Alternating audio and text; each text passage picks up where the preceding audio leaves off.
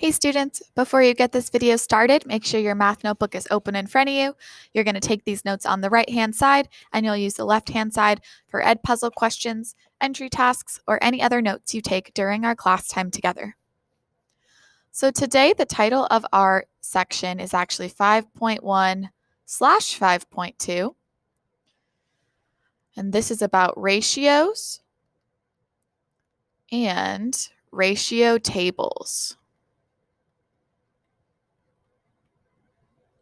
So we're going to cover each concept separately. So our first one, learning target 1, is going to be about ratios. And it says, I can write ratios.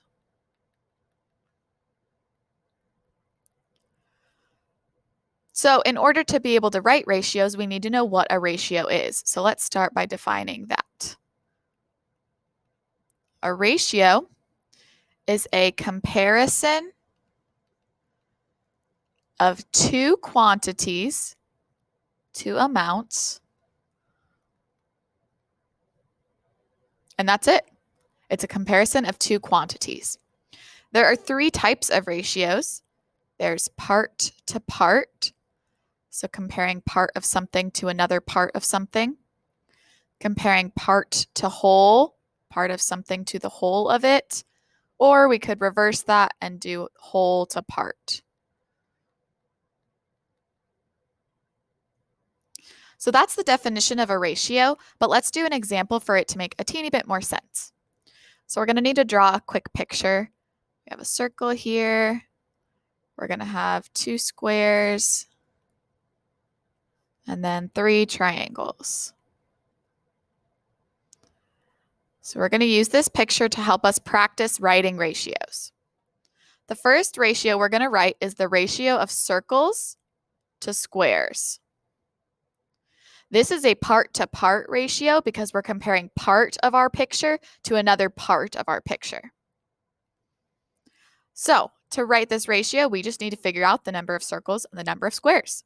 There is one circle and there are two squares. So the ratio is 1 to 2. And it's as simple as that. There are two other ways we could have written this ratio instead. We could have written it like this, 1:2. This is also an appropriate way to write a ratio. Or we could write it as a fraction, 1/2. All of these mean that there is one circle to two squares. One circle for every two squares. Let's try a second one. This time we're going to do the ratio of triangles to circles. So again, this is a part-to-part ratio, comparing part of our picture to another part of our picture. So let's count how many triangles there are. 1, 2, 3. And we already know there's one circle. So the ratio of triangles to circles is 3 to 1, which could also be written as 3:1 or 3/1. All of these mean 3 triangles to 1 circle. And our last example here, we're going to compare the number of squares to the total shapes. So this is an example of a part to whole ratio because we're comparing part of our picture to the whole picture, to the total number of shapes. So there are two squares. And then let's count the total shapes. 1, 2, 3, 4, 5, 6. So the ratio of squares to total shapes is 2 to 6, which could also be written like this or as a fraction. All of these mean 2 squares compared to 6 total shapes. Now that we've talked about ratios, let's talk about how we could actually use ratios in a real-life example. So let's call this example 1. Let's say the ratio of your allowance, let's just use a dollar sign. So your allowance to your friend's allowance is 5 to 3.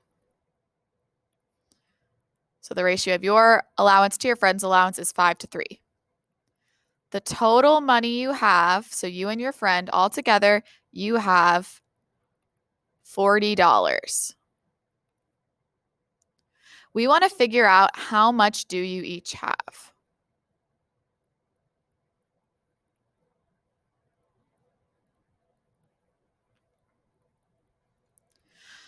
The way we're going to figure this out is by using something called a tape diagram. I know that sounds a little weird, but a tape diagram is basically drawing a big long piece of tape and splitting it into pieces to help represent our ratio with a picture. So what I mean by that is, let's say this is representing you, your money, and this is representing your friend.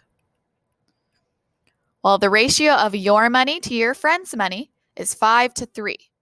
So we're going to draw 5 pieces of tape for you. 1, 2, 3, 4, 5. We're going to draw 3 pieces of tape for your friend. And that's all a tape diagram is it's just basically drawing a picture of our ratio, 5:3.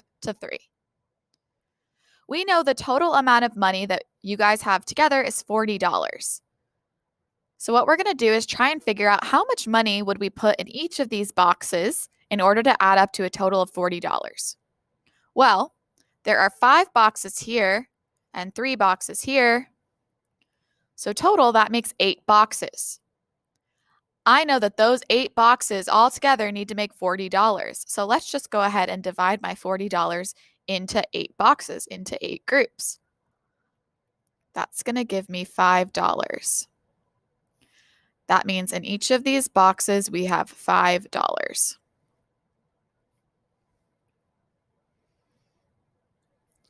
Now that we know that, we can just look at our picture, count up all the 5s, and figure out how much money you have and how much money your friend has. So you have, let's see, $5, $10, $15, $20, $25. And your friend has $5, $10, $15.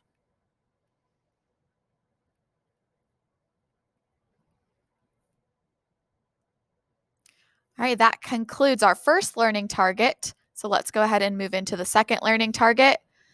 Learning target 2 is I can make and use ratio tables.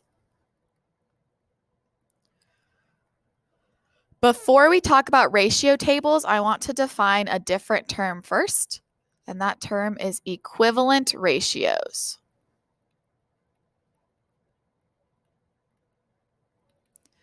So equivalent ratios are just 2 ratios that represent the same relationship.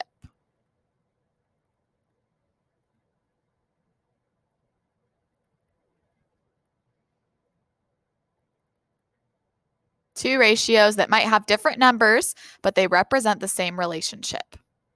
The way we get equivalent ratios is by multiplying or dividing each quantity in a ratio by the same number. So equivalent ratios are really just like equivalent fractions. It's like saying that 1/2 is the same as 2/4. These are equivalent fractions. If we were talking about ratios, these would also be equivalent ratios. A ratio table is just a way to organize equivalent ratios.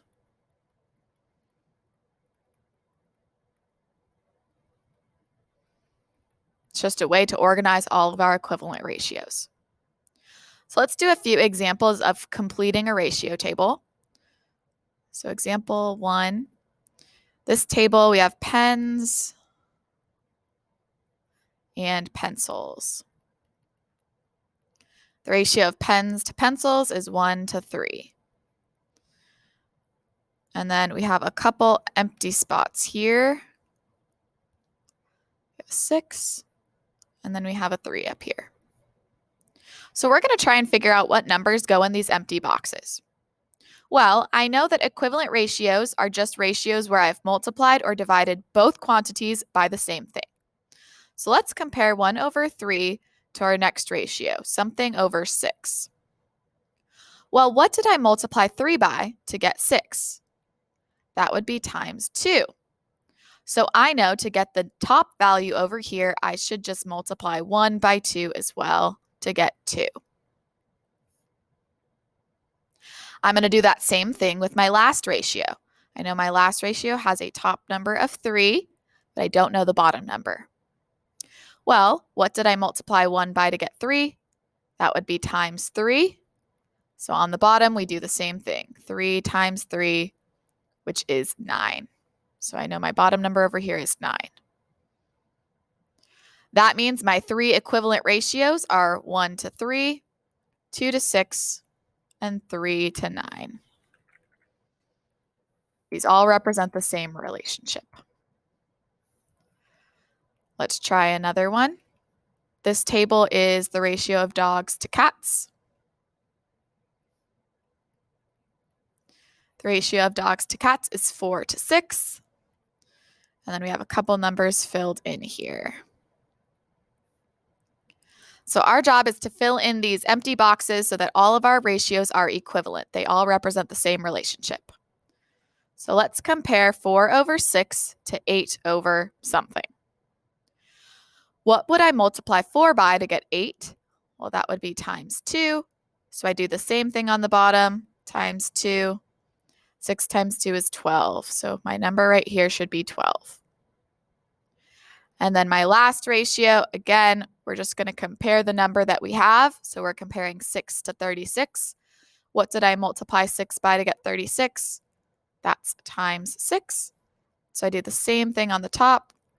And 4 times 6 is 24. So my 3 equivalent ratios are 4 to 6, 8 to 12, and 24 to 36. We're going to do one more example about how we can use a ratio table to help us solve a problem.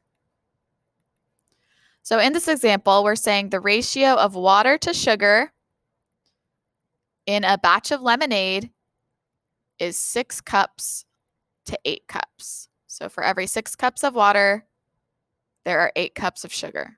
Wow, that sounds crazy. We want to figure out how much sugar should I use for 21 cups of water? So if I use 21 cups of water, how much sugar am I going to need?